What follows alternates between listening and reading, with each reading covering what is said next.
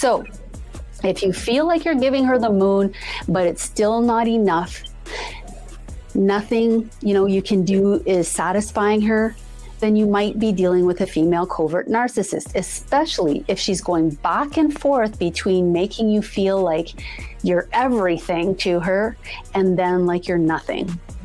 Red flag number 7, she isolates. That's a lot like dating a Gemini, for those of you that don't know. If any of you guys have ever dated a Gemini, like that shit is normal. Oh, bro. Let me stop this real fast. Please. Okay, look. Don't let them know you're leaving. The trick is in the surprise. If they know you're leaving, they can strategize on how to either keep you there or really keep you there. We're talking about that brain cancer we like to talk about. It never came back. Yeah, that part. I'm dead serious. Don't let them know you're leaving.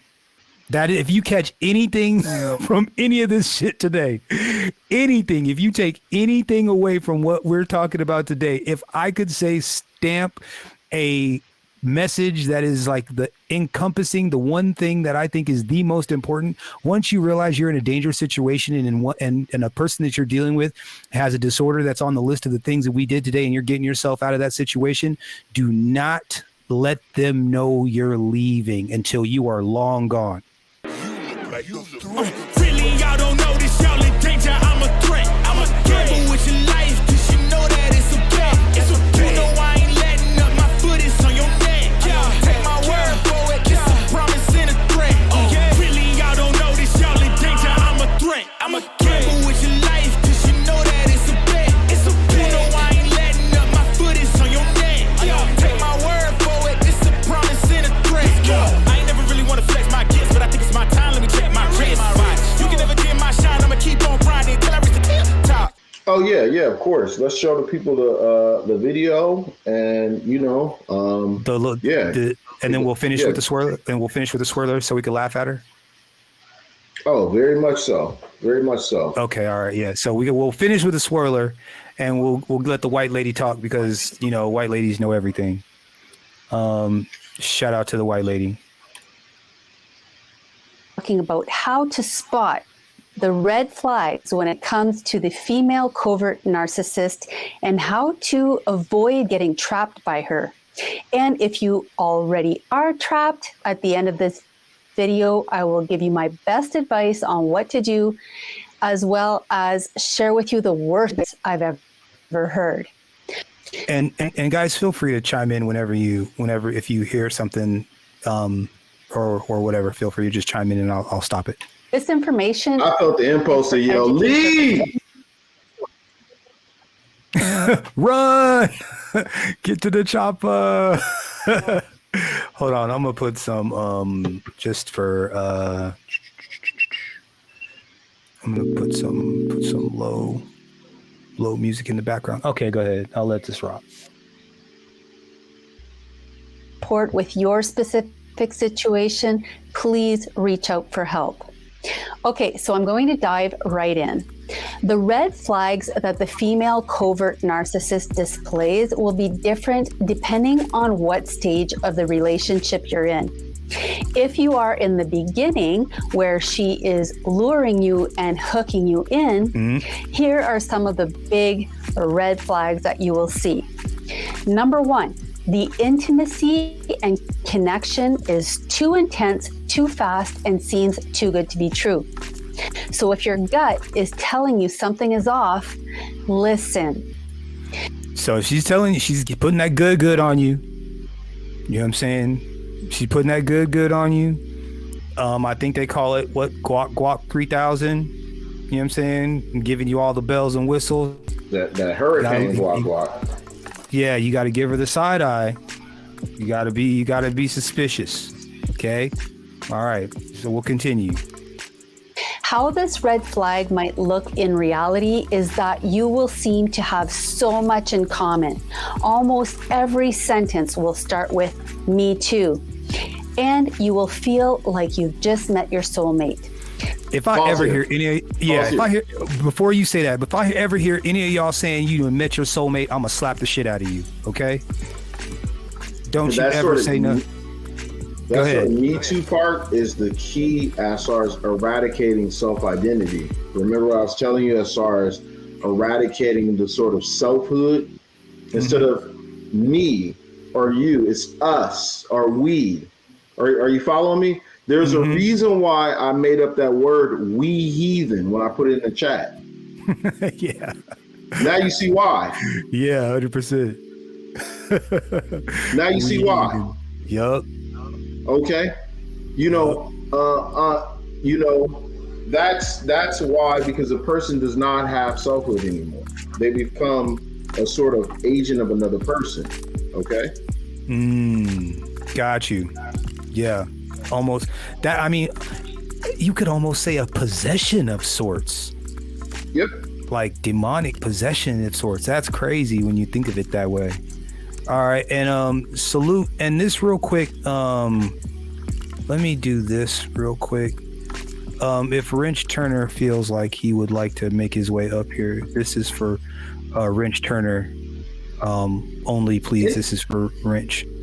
Go ahead. He did say he wanted to throw something in there, though. Oh, what? He said he had a story. Yeah. Oh, Indigo. Let's see if he's willing to. Okay. Yeah, I'm cool to let people know. I wanted to really focus on. I wanted to like muscle through the presentation, and I wanted to just make sure it was just us. And then we're towards the end now, so we can kind of be a little more whatever. But I just wanted to make sure we got through the main part before we did this. So we good. Okay. No problem. No problem, Rancho. I just wanted to put the invite out there because you're my guy. All right, here we go. Let's let this lady continue.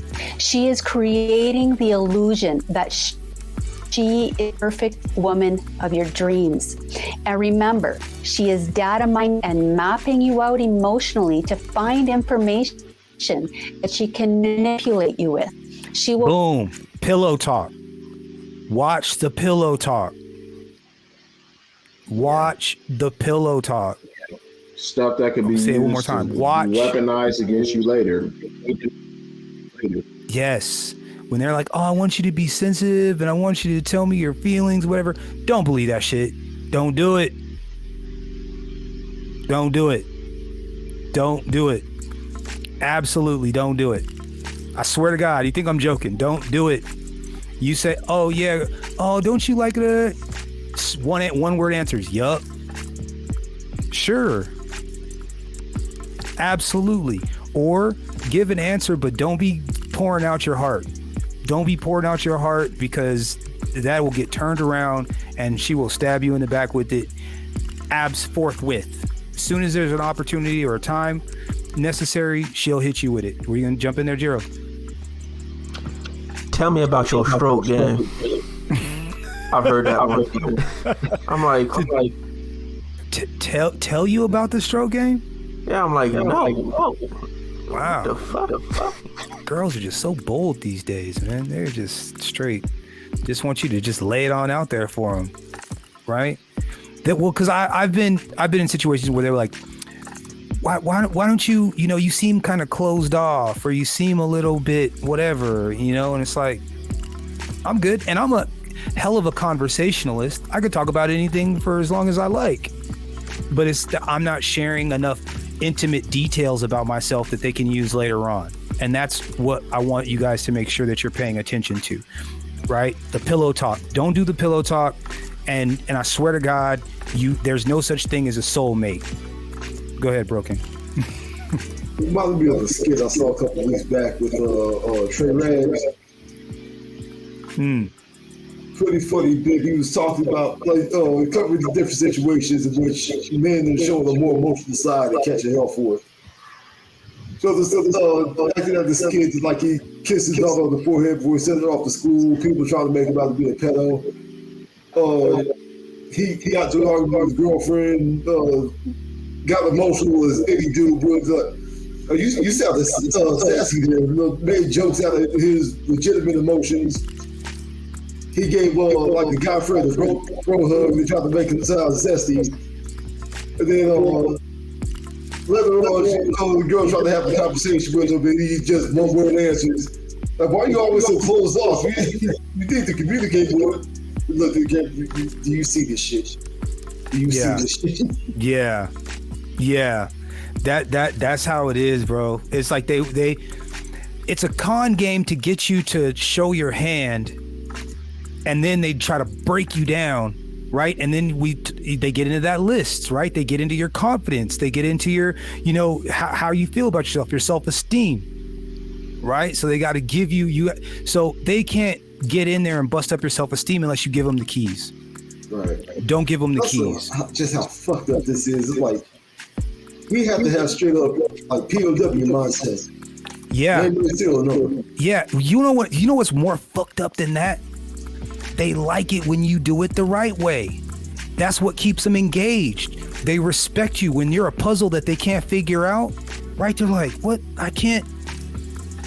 That's where the respect comes from. They're like, wait, I can't get him to shake off it. I can't do nothing with him. Right? You ever heard a girl say that? Like, sometimes there are women that are stay married to their husbands, and like the ones that are like actually happy, like when you'll hear them talking to other women and she'll be like, girl, you ain't gonna change him. Believe it or not, as crazy as that sounds, I believe on some level there's some admiration there. Like, yo, I got a strong man. I can't even break his will. I can't break his will. No one can break his will. And and they'll look at him as a good man. They might not say that, but from what I can tell, that's what I believe in the back of their lizard brain is what they see as a good man, a man that they know. They're like, I've shit tested and shit tested and shit tested and shit tested, and I can't move that man at all. He's proven. And in the fucking ass. Ain't it? Isn't it though? Let's continue. Sorry. Will want to find out as much as possible about you. Her focus on what you want, like, need, on your past, this might throw you off because a narcissist is supposed to be self-centered and self-serving, right? Yes, but remember that a narcissist will seemingly do things for you when in reality, they will be used to exploit you later on. So if you've shared with her more in 1 week than you've shared with your lifelong best friend, take it as a red flag. Red flag number 2 is that she will play up her vulnerability and play the victim and make you the hero of her story. She will tell you that you are the first person to ever truly understand her and make you believe that you are the only one who can help her, who can. Please tell me, y'all have definitely heard I've never done this before.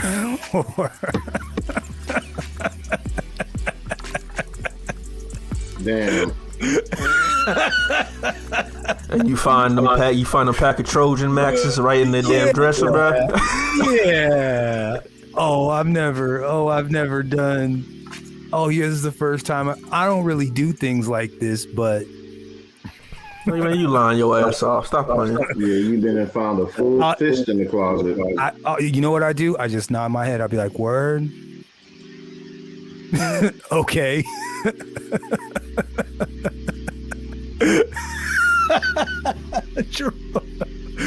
Oh man, yo, real talk. I'm telling you, man. That's how. Look, man. But there's not enough of us that know this stuff. We gotta spread the news. Be like, this is the game. This is how they try to get you. Oh, really? Oh, you're so strong. You're so whatever, right? And again, all it is just to get you to knock you off your balance. Knock you off balance to where they can manipulate you. Well, ladies and gentlemen, before we move on, I wanted to go on ahead and introduce the smoothest baldy, the strongest beard, and the deepest voice on YouTube, my bro, Wrench Turner. Salute, bro. How you doing? Yes, indeed. What's on, bro? What's up? Well, look, man. Hey, what's going on, brother? Man, my fault. Shout out to all the brothers on the panel, man. All the brothers in the chat. Good to see y'all again, bro. salute. Yeah, man. Good to see you. Yeah, you know, I was talking, like I said, I was just talking to Deacon, and you know, we on some problem solving, trying to bring some valuable content to the masses and try to solve some problems and help some brothers out. And we thought that this would be a great way to do it. So, down some of the details, the differences between some of these disorders, and being able to detect them early enough to know when you're being kind of put together, you know? Right. You know, most of the time I kind of lean on the growth and career side of shit. One of the parts that I guess for the sake of the algorithm, I don't speak too much on it. I'll do it in some of the live streams that I do, but not so much on like the pre-recorded content. I was thinking about this as you brothers were talking, and all of the information that I put out, the part that I left out and it really just registered as I listened to the conversation is the content that I put out about career growth and all of that stuff. Man, none of that can be accomplished if you got dead weight as a woman. You know what I mean? And that was a blind spot for me because I'm coming in assuming that, you know, brothers already kind of got this stuff figured out. But man, the shit that y'all are saying, bro, I've been through it, man. Like, I mean, that pyramid, the bundle skunks pyramid, that shit really registered, bro. Like, that is some damn good information, man. And I'm glad that you're covering it, bro. A hell of a job across the board. Deacon Saul, knew you were sharp from the jump, bro, but you really brought in like a goddamn golden nugget with this one, bro, because brothers really need to be able to visualize and look at the steps and look at the progression, because shit, women are playing for keeps out here, bro. Facts. Yeah, thank you. I mean, they walk in time bombs, man, and we can very well walk into a trap. And I think that, you know, the problem is that, you know, we don't have one, the sort of, you know, mindset of, you know, de-discipline, that combined with, you know, not being fully aware of, you know, these people who are actually hurting invisibly, you know what I mean? And how we can get ourselves caught up, you know? As Della Reese said it, you know, in her wise words. What was it? A night of pleasure leads to what? Shit, A lifetime of pain. Exactly. Straight up. You know, straight up. Yeah. Real talk. Well, let's muscle through some of this, and then we can get y'all out of here. I mean, like I said, this has gone a lot exactly the way look, man, shout out to Deacon Salty Balls, bro, because like I said, man, the brother, I was like, look, man, you line it up, I'll not help knock it down, you tell me what you need, how you want to do it, and you know, like I said, he put together a complete presentation for us to be able to go through and do all this stuff for you guys, so that we can, you know, present it. So again, salute to Deacon Salty Balls and everybody in the chat. Salute to all of you guys. I really appreciate this. I mean, look, man, like I said, let me just muscle through this before I start giving everybody kudos. Let's do this. And they got to see that divestment. Yes, we got to finish with divestment. We gonna laugh. We got some crocodile tears coming, ladies and gentlemen. If you are in the chat, just hang on a little while longer. We got something for y'all to laugh at. Okay, we got Divester, KK Keisha, crying her eyes out, and it's a video I'm pretty sure nobody has seen yet. It is some original content brought to you specifically by Deacon Salty Balls, so y'all gonna laugh y'all asses off on this one. Your need to be needed to create a we-them scenario. So if she's really needy of your time, energy, attention, and your protection, that's a red flag. Red flag number 3, her past relationships always end badly. And of course, it's because they're all abusers.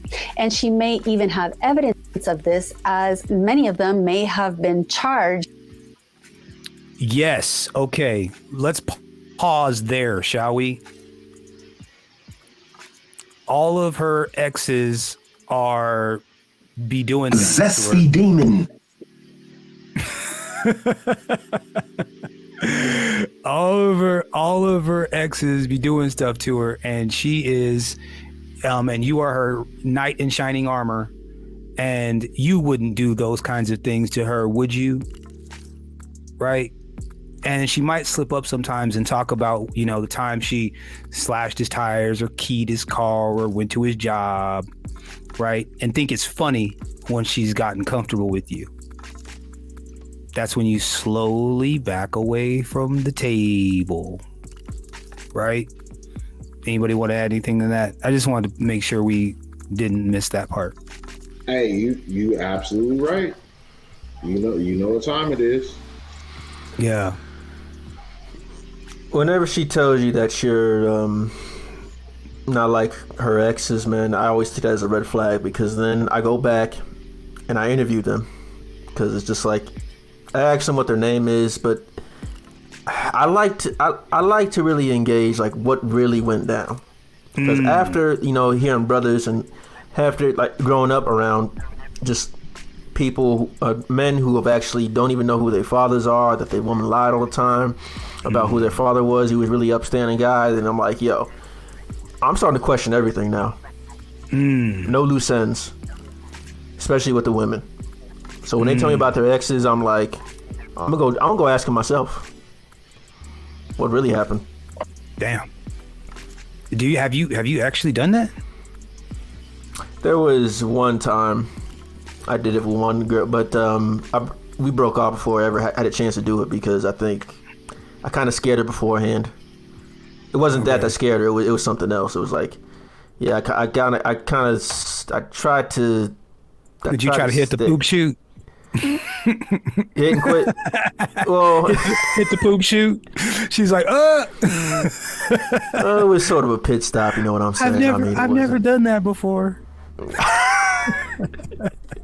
It was a pit stop, and yeah, it wasn't like that kind of scared her. I don't know why. Gotcha. Nah, I'm just messing around, man. I like to, talk shit. Ladies and gentlemen, I want to welcome Mr. Allen to the broadcast. What's up, bro? How you doing? I'm good, bro. I'm good. Good, man. Glad you could pop up for a split second, hang out with us for a sec. But look, let's try.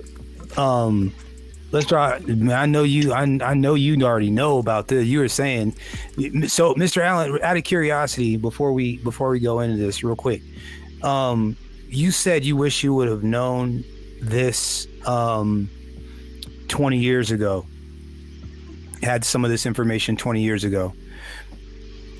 Can you pinpoint maybe one thing or one instance in particular where if you would have had this information, you would have been like, boom, oh, I'm out?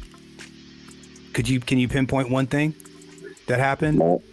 My entire first marriage. But all right, so but I mean, like, so before you even got married to her, right? Like, is there something that would have told you that she did, or a character trait or something that she did that would have told you maybe not marry her at all in the first place?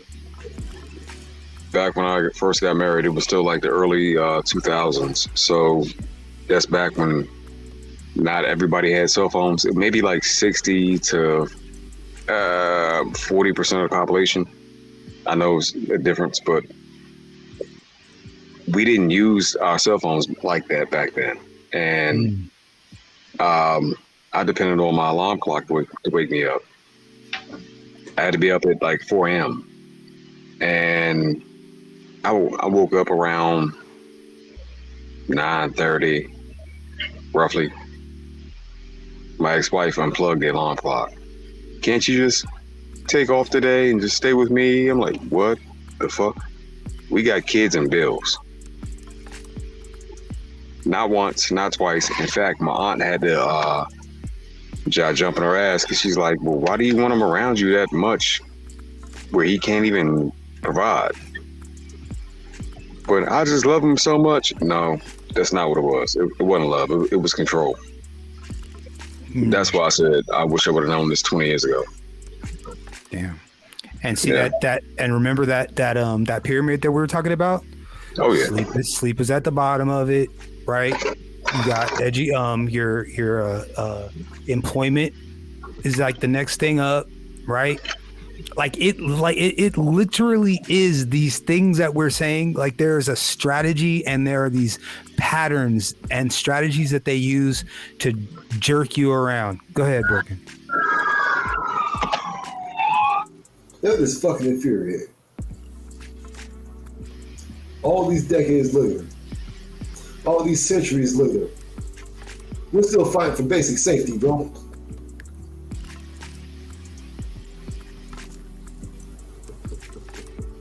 You gotta get the fuck out of here. Yeah. Yeah, I mean, I believe it's feminine nature. I believe it's women's nature. It's just that this place empowers them to take it further than they're able to go in other places, right? Because like in other places, to do some stuff, then you can go ahead and what the 5 fingers say to the face, and then she would realize that she can't do that anymore. You know what I'm saying? Versus here, it's like, you know, oh, we'll get you locked up, player.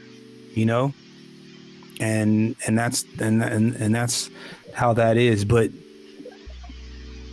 bro, do you know how many nights of sleep I missed arguing? Just arguing. It started at like 6. I look up, it's 6 a.m. now. I gotta be at work. Just arguing.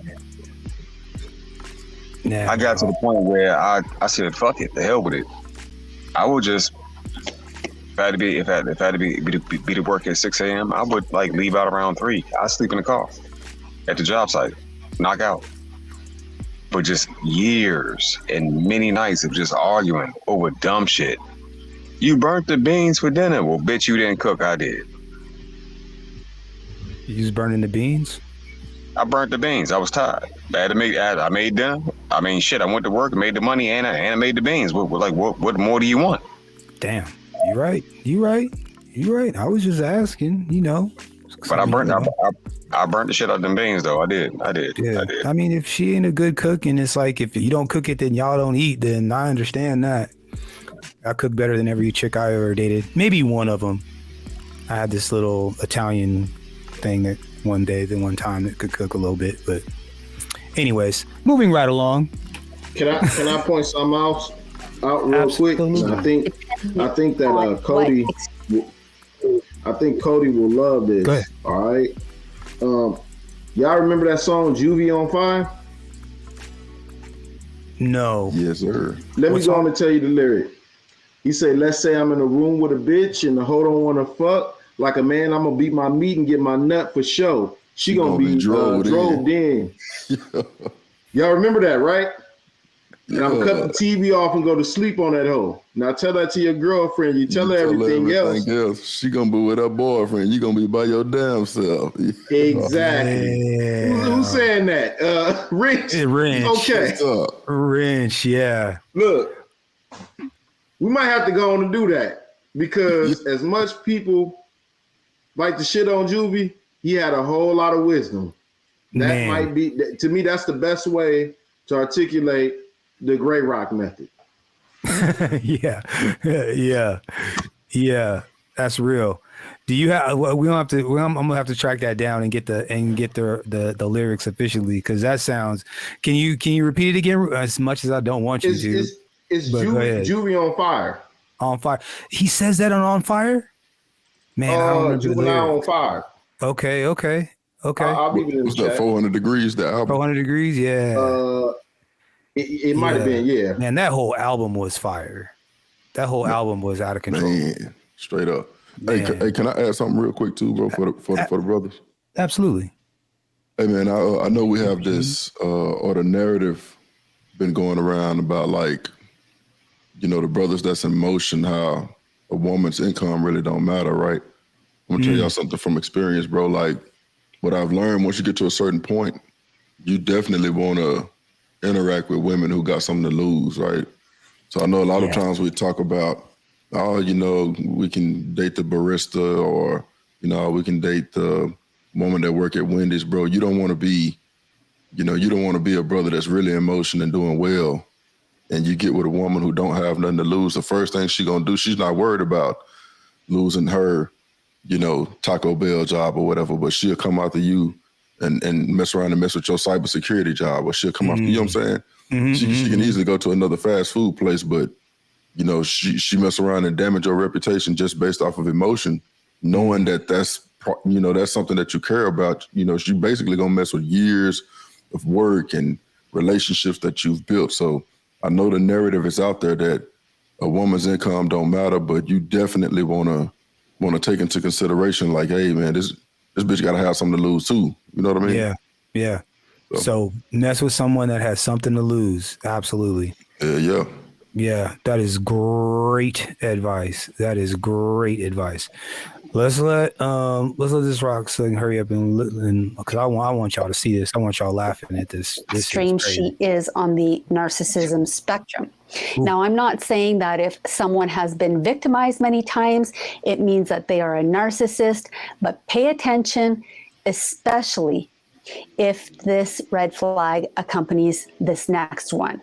So red flag number 4, through relationship, but especially in the beginning, the female covert narcissist will create fake scenarios to make you look like you've said or done something to hurt her, or she will simply pull away from you, and when you ask why, she will play up her fears of being hurt.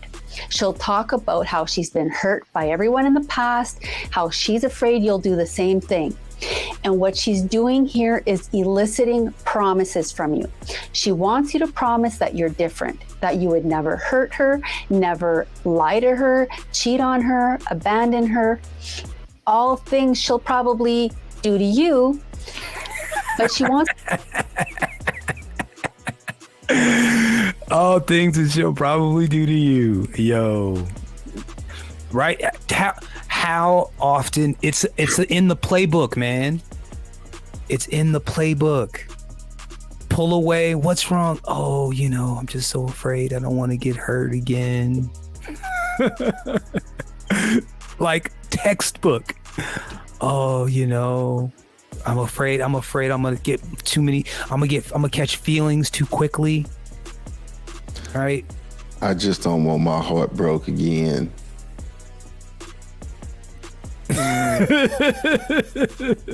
The whole time she ain't nothing but a zesty demon, a rainbow demon. There it is. A zesty demon, a rainbow demon. Yeah, go ahead, Gerald. That's the quickest way to drive me away. Instantly. Yeah. Instantly. Because I already know what's about to happen. Yeah. You want me completely isolated. Yeah. It's a form of isolation. You really think about it, because it's like, okay, you promised you're not going to do this to me, right? Yeah. So it's just like, so I'm not going to be any of those attributes I can't display at all. So if I display aggression to get you to listen to me, oh, you're being like him again. You're being like this person I dated. It's just like, it's a way to, you know, stop you. Yeah.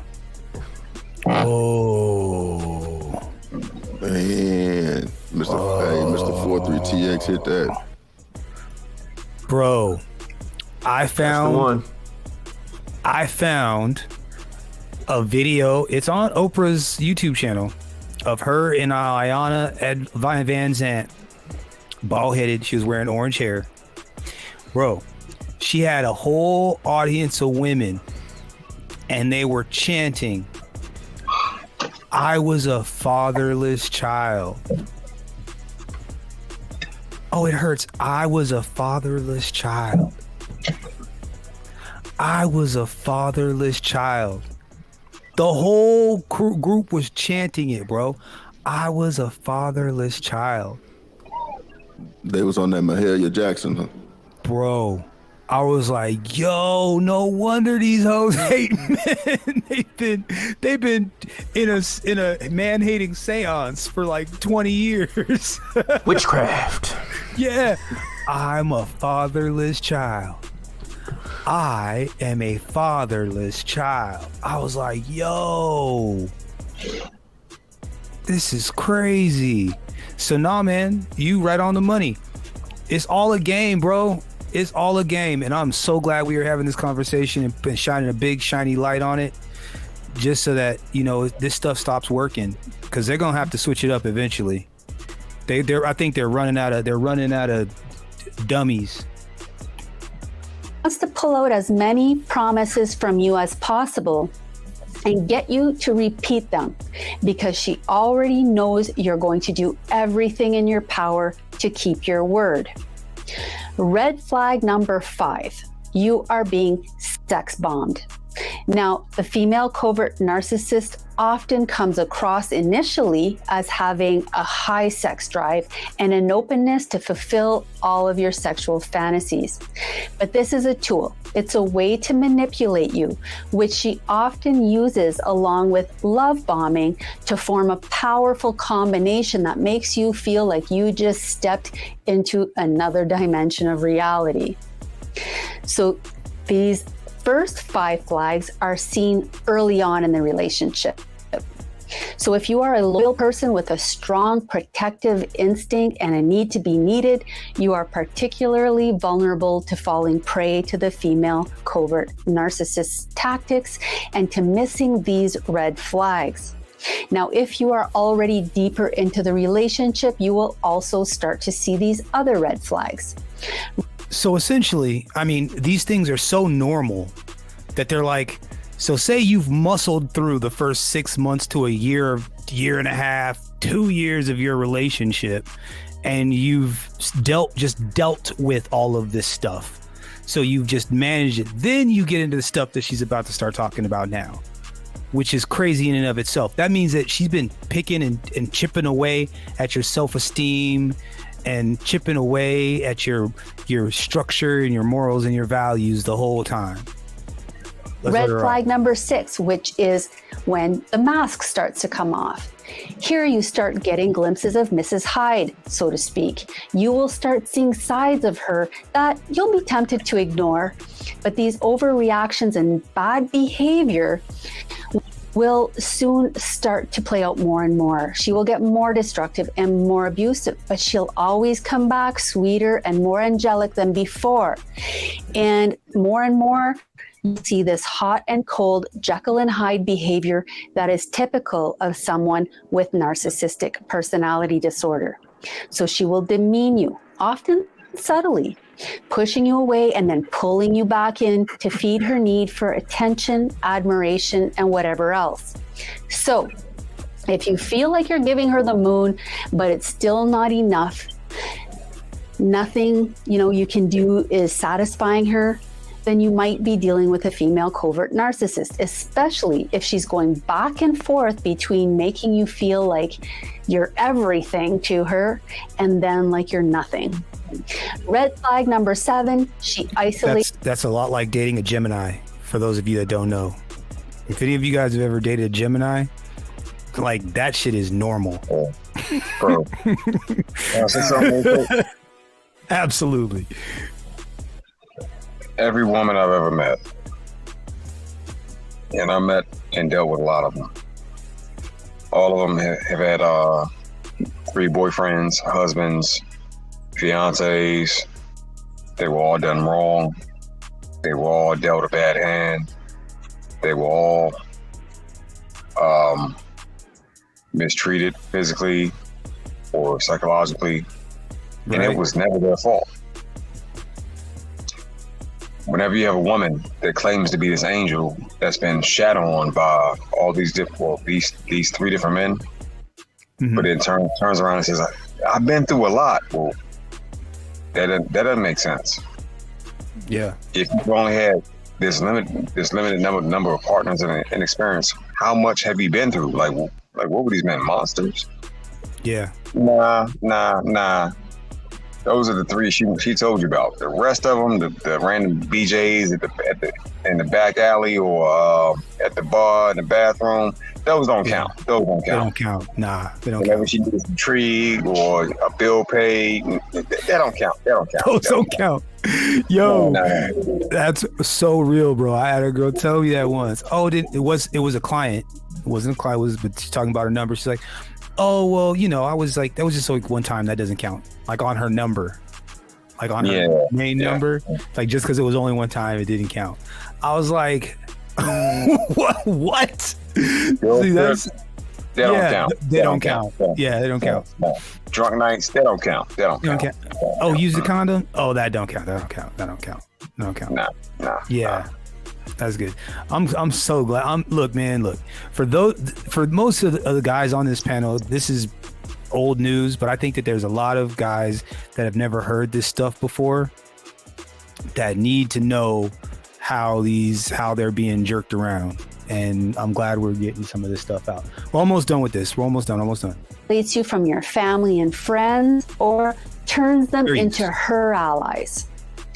Red flag number 8 is that she is very different in public than she is behind closed doors. Often the only people who really know what the female covert narcissist is like are her partner, her kids, and her past victims. She can not only turn her behavior on and off, but she can turn her emotions on and off like a faucet. You might be in the middle of a week-long silent treatment, but if you have a social engagement, she will be all over you, acting like everything is perfect.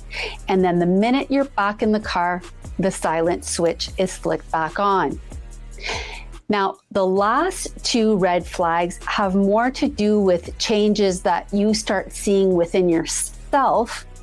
And that's crazy though. That's that whole like being able to, again, Geminis do that naturally, but I'm just saying, but yeah, being able to flip the switch, be able to, around the family, they're one way, right? And then y'all leave the family and then y'all get to the crib and then it's like, completely, it's like somebody wrote it earlier, Dr. Jekyll and Mr. Hyde. Like, absolutely. Mr. 43, never trust a woman's emotions. Man, look, I am going to take another point of privilege. And hold on. Let's do this. Flags happen once you're deeper into the relationship. Once your confidence, self-worth, and sense of self has been broken down, you will start noticing these things.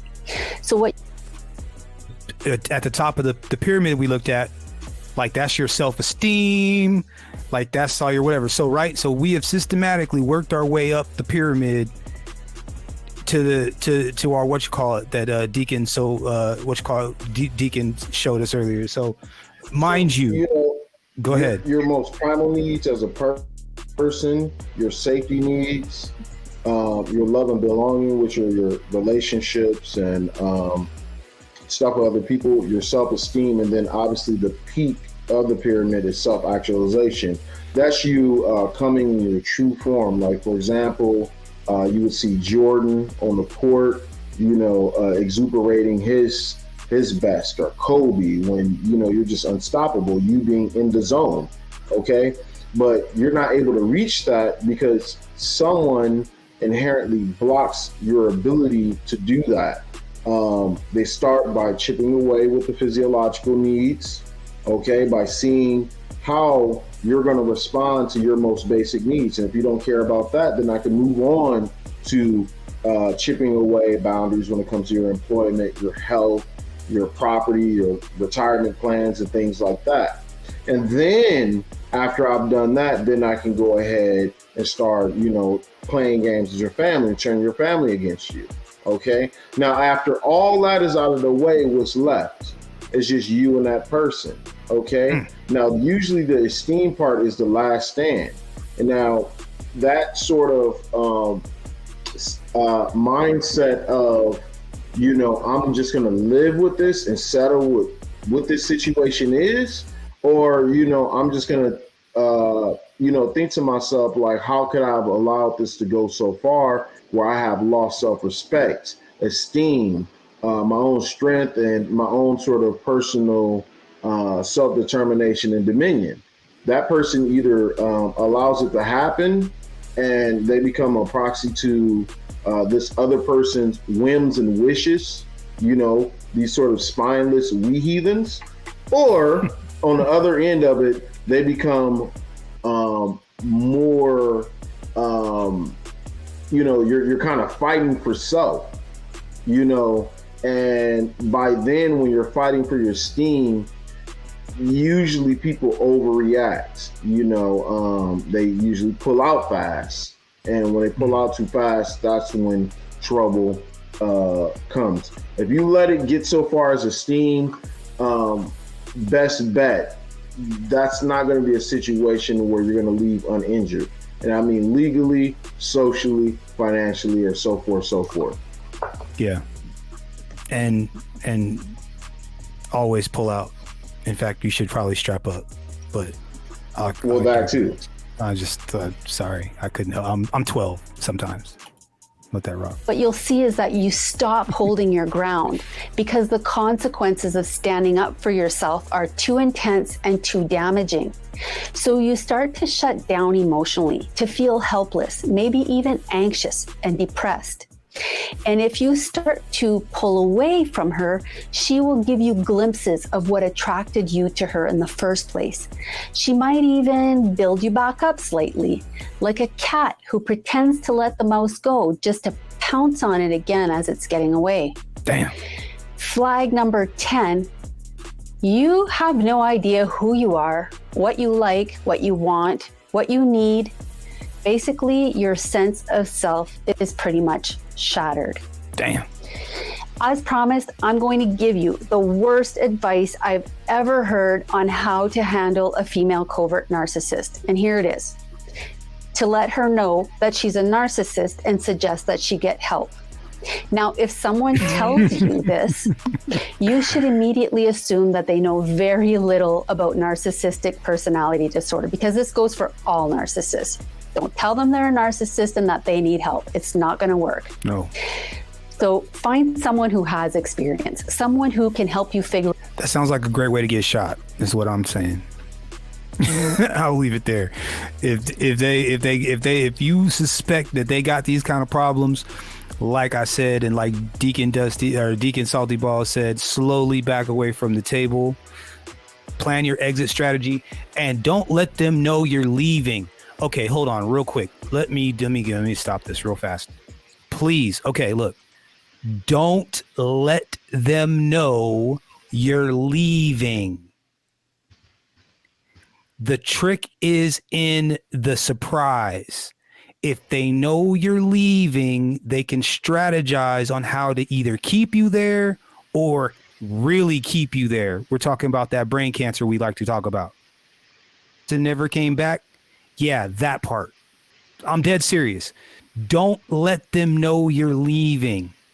That if you catch anything from any of this shit today, anything, if you take anything away from what we're talking about today, if I could say stamp a message that is like the encompassing the one thing that I think is the most important, once you realize you're in a dangerous situation and a person that you're dealing with has a disorder that's on the list of the things that we did today, and you're getting yourself out of that situation, do not let them know you're leaving until you are long gone. Anybody else want to add anything to that? Big bro, the law enforcement officers that show up when she calls them, they know what's going on. They know why. But they will do their job. They will do their goddamn motherfucking job. I had one tell me, my son is wrapped up into the whole judicial system right now because of my ex-wife. So I feel your pain, brother. But guess what he did? His motherfucking job, and carted my soon-to-be ex-wife and my kids off to some unknown location. Bro, I fucked up when I told her I'm getting a house. It's gonna be me, the kids. You can I'm gonna give you a year to get yourself together. That way you can build back up. That way you can be on equal ground as a parent. Blah blah blah. You know, all that masculine bravado bullshit. And the bitch used it to fry me right then and right there. Almost got shot in my face in front of my kids, body by the same dude that was now carting them away by the same law enforcement officer. So with that being said, when you don't tell them shit. Nah. You're a mom. You ain't got no words. You smile, you wave, you cheese, you do everything in your power to make the illusion seem real. And then when it's on, you dip off like a ninja in the night. Fuck all that. Yeah. For your own safety. And I'm not exaggerating. I'm not exaggerating. I would take it a step further. I'd amplify that. Go dark. Don't tell your family. Don't tell anything, because that's the first people she's going to contact. Don't tell your family members. Do not tell your brothers, your sisters, nobody. Nothing. Go dark. Yeah. Because, if you're in a situation, if you're knee deep in it, I mean, obviously somebody you haven't been dating for very long, whatever, you skedaddle, not that big a deal. But if you're with somebody, you got family, kids, either long-term relationship or marriage, and this is about that time, you gotta plan your exit strategy and get yourself out of harm's way before you re-engage. And that's only if you absolutely have to re-engage, meaning that there's children involved. If there ain't no children involved and you don't have to re-engage, don't re-engage, disappear. Bro, the dude that jumped off the that structure at Disney World. Yeah.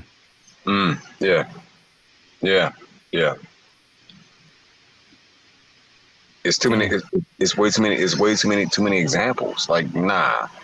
Yeah. You can't play the game fairly with them, because if you do, they're gonna wreck you. They're gonna wreck you, son. They're gonna wreck you.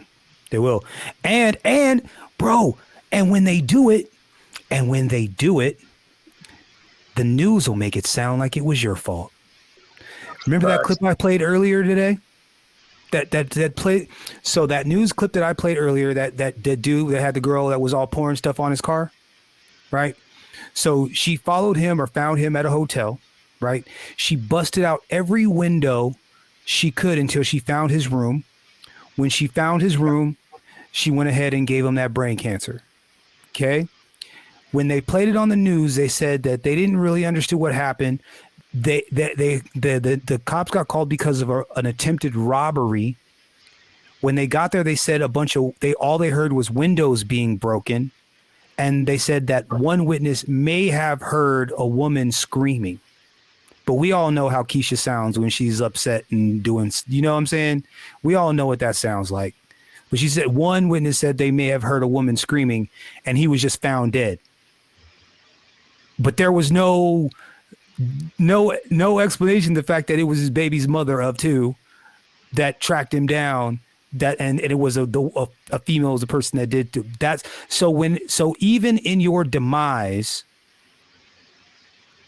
they still won't get the credit they deserve. It's all Jermaine's fault. It's all Jermaine's fault. Oh my God, ain't that the truth? So anyways, I would just want to, Red Sea, go dark. Absolutely. So no, man, please, if you take anything away from this, like, be careful, man. Like, I think guys just don't think that women are capable of doing some of these things, and the lovely ladies are absolutely positively capable. I'm a gamble with your